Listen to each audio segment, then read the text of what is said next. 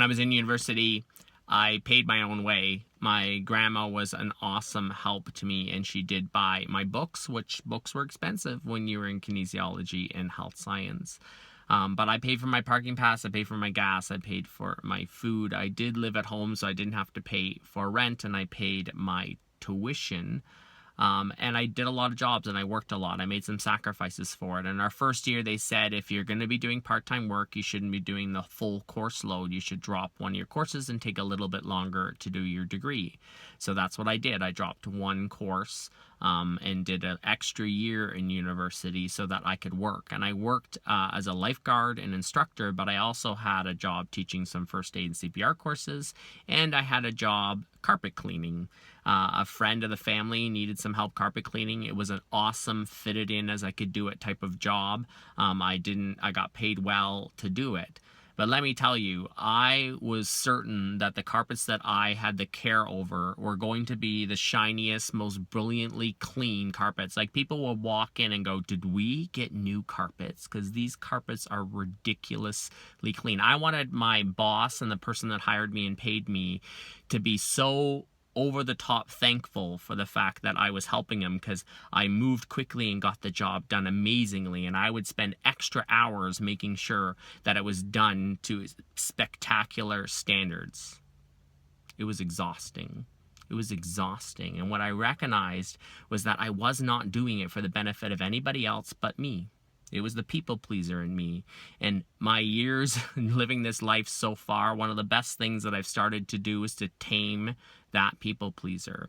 I only just wanted people to say, wow, he's amazing. I only just wanted people to say, these carpets are fantastic, because I needed my cup filled, because I felt so I was so self-conscious. I was so insecure. I was so insecure that in social situations, when I was standing around talking to a bunch of people, I would make certain that I was the last person standing there, because I, for some reason, thought when I walked away, if I left more than one person standing there, that their conversation would revolve around me, and it wouldn't be pretty. It would be negative stuff. They would be talking about me for hours on end if I did not stick around, so they couldn't talk about me.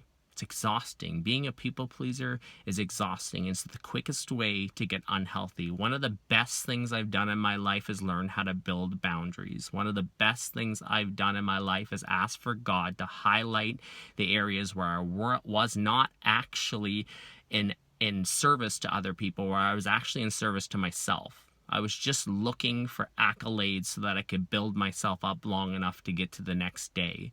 It's exhausting to live as a people pleaser. What I had to learn is that the stuff that's in me and the experiences that I've been through and the life that I've gone through so far, there's capacity in me to really help and be an improvement in my community around me. And if I allow the people pleaser to rear its ugly head, it means that I'm only sticking around long enough and only showing the parts of me that I think are going to make other people happy. It means that I'm saying yes every single time when really sometimes I mean no. It means that anger and resentment and all of that stuff that makes you unhealthy and bitter are going to grow. And what I have really learned to do is I've really learned to appreciate the gift I have been given in this life that I have been given, and the fact that I am friggin' unperfect. You know how good it feels to say that I'm not going to get it perfect? That there's no need for me to get it perfect? That there's no need for me to measure up for anyone and anything in this life? That I believe that I was made by purpose with God to do some things in this world and be okay with making mistakes, because I can fall short, because I am human. It feels good to know that people can comment, people can talk, people can have opinions, but those opinions aren't going to delegate or decide any decisions for me. There are certain things in my life I have built boundaries around that takes time and takes me constantly reminding myself of, and takes work and prayer and so much thought around, but is so worth it. There are boundaries I have put around my faith. There's boundaries I put around my family. There's boundaries put around my work that I'm constantly making readjustments on, and it makes me a healthier person. So if you're like me and you spent many, many years scrubbing coffee stains out of carpets only for people to walk over it and not actually notice, and it doesn't actually serve anybody, but it only serves that sense or that need to have accolades in your life, I tell you, drop it. Drop it. Stop it.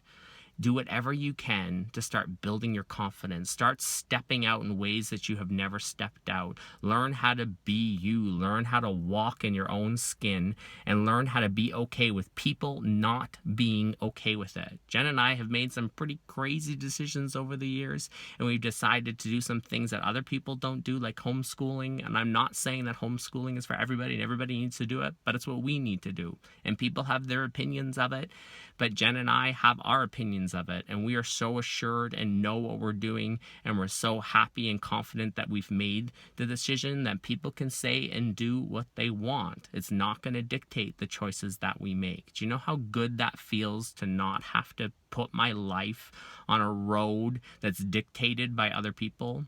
That I can actually live a life purpose to push forward for what I feel like I've been called to. It's a good feeling, and I encourage you, do what you need in prayer and do what you need to get to that place. It's an amazing, awesome place.